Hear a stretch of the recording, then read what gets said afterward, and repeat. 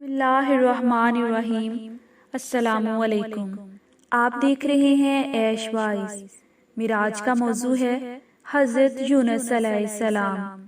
آج کا قصہ شروع کرنے سے پہلے میری ناظرین سے گزارش ہے کہ اگر آپ ہمارے چینل پر نئے ہیں تو سب سے پہلے ہمارا چینل سبسکرائب کریں اور بیل آئیکن کو پریس کرنا مت بھولیں تاکہ ہماری آنے والی نئی ویڈیو سب سے پہلے آپ کو ملتی رہے۔ حضرت یونس علیہ السلام شہر نینوا میں پیغمبر بنا کر بھیجے گئے۔ آپ لوگوں کو ہدایت کرتے، نیکی کی طرف بلاتے اور برے کاموں سے روکتے تھے۔ آپ علیہ السلام قوم سمود کی طرف بھیجے گئے۔ اس قوم کے لوگ بتوں کی پوجا کرتے تھے۔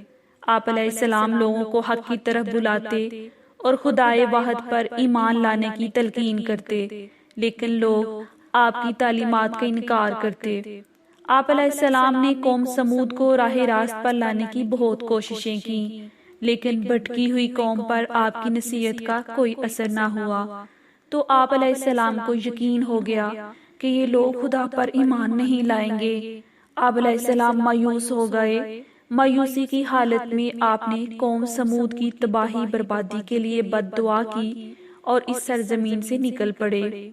چلتے چلتے دریائے فرات کے کنارے پہنچے تو دیکھا کہ ایک کشتی کنارے پر لگی ہے، لوگ اس پر سوار ہو رہے ہیں۔ ان کی دیکھا دیکھی آپ علیہ السلام اس پر سوار ہو گئے۔ جنہیں جانا تھا وہ سب سوار ہو چکے تھے۔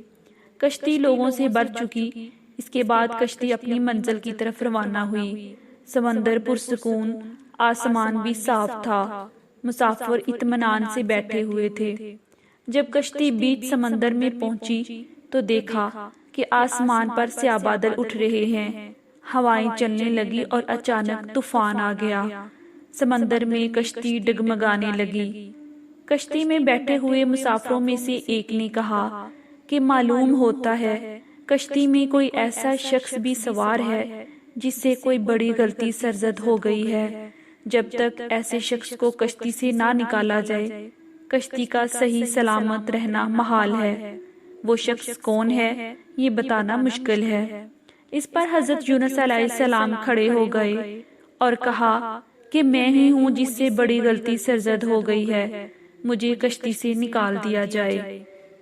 پھر سب نے یک زبان ہو کر کہا یہ شخص تو فرشتہ صفت انسان معلوم ہوتا ہے، ہم کسی بھی حال میں اس کو کشتی سے نہیں نکالیں گے۔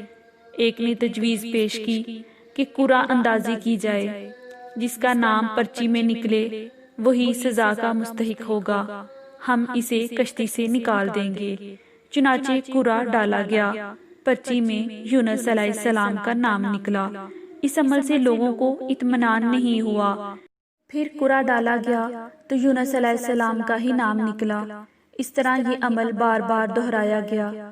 ہر بار یہی ہوا۔ حضرت یونس علیہ السلام نے کہا میں اپنے رب کا نافرمان ہوں، خدا کا حکم بھی یہی ہے، مجھے دریا میں ڈال دو، تمام مسافروں کی جان بچ جائے گی۔ حضرت یونس علیہ السلام نے کشتی کے مسافروں سے اور ملاح سے بار بار کہا کہ وہ کشتی سے چھلانگ لگانے کے لیے تیار ہیں، اس لیے کہ میں نے اللہ کے حکم کا انتظار نہیں کیا۔ آخرکار کشتی کے مسافروں اور ملاح نے مان لیا اور یونس علیہ السلام کو دریا میں پھینک دیا۔ دریا میں ایک مچھلی حضرت یونس علیہ السلام کی طرف بڑھی اور نگل گئی۔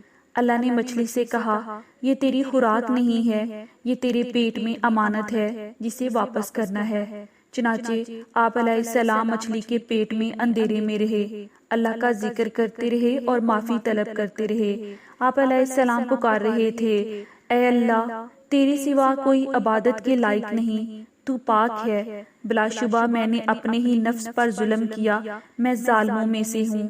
اللہ نے آپ کی پکار سن لی۔ آپ علیہ السلام مچھلی کے پیٹ میں محفوظ رہے۔ مچھلی نے آپ علیہ السلام کو کچھ بھی نہیں کیا اور دریا کے کنارے پر اگل دیا۔ جب آپ علیہ السلام مچھلی کے پیٹ سے باہر آئے تو بہت کمزور اور نڈھال تھے۔ آپ نے کھلی فضا میں سانس لیا اور اللہ کا شکر ادا کیا۔ اللہ تعالیٰ نے حضرت یونس علیہ السلام سے فرمایا اگر تو مچھلی کے پیٹ میں میری پاکی بیان نہ کرتا تو نجات حاصل نہ کرتا۔ جس جگہ پر مچھلی نے آپ کو اگلا تھا وہاں کوئی درخت تھا نہ کوئی سایہ، دھوپ ہی دھوپ تھی، گرمی بھی نہ قابل برداشت تھی۔ اللہ کے حکم سے وہاں ایک بیلدار پودا اگایا، پودے کی بیل سے سایہ آ گیا۔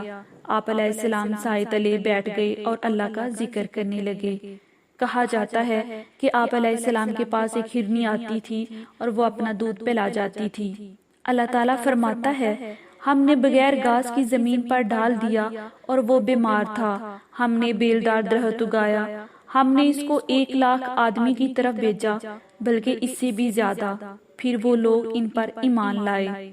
ملک نینوا چھوڑنے کے بعد آپ کی قوم آپ کو بہت زیادہ یاد کرنے لگی۔ آپ علیہ السلام کے نکل جانے کے بعد پچھتانے لگی۔ لوگوں نے محسوس کیا کہ آپ علیہ السلام نبی تھے اور ہدایت کے لیے آئے تھے۔ لوگوں نے اللہ سے معافی طلب کی اور وہ یونس علیہ السلام کی آمد کا انتظار کرنے لگے۔ لوگوں نے اقرار کیا کہ ہم اللہ پر ایمان لائے اور اس بات پر بھی کہ یونس علیہ السلام اللہ کے بھیجے ہوئے نبی ہیں اور آپ علیہ السلام کے لائے ہوئے پیغام پر یقین رکھتے ہیں۔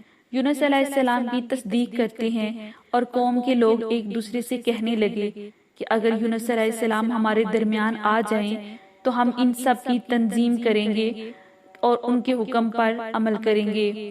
اللہ نے حضرت یونس علیہ السلام کو حکم دیا کہ وہ قوم کی طرف جائیں اور اللہ کا پیغام سنائیں اور انہیں برائی سے روکیں، نیکی کی طرف بلائیں، لوگوں کو آپس میں ایک دوسرے سے اچھا سلوک کرنے کی تلقین کریں۔